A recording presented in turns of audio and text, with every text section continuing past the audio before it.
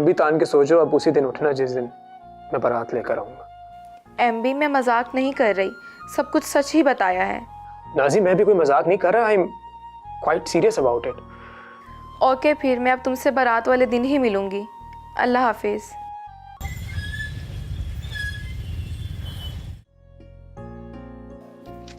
Nazi, थोड़ी देर बैठ जा, सस्ता ले।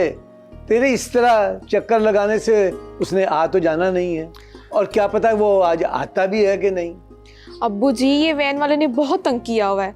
हर 10 दिन में उसकी एक छुट्टी जरूर होती है।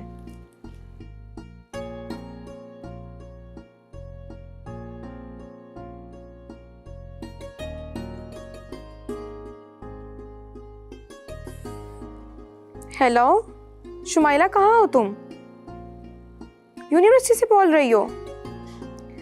अच्छा कोई बात नहीं, मैं ऐसा करती हूँ, मैं ऑटो लेकर आ जाती हूँ। Okay, see you.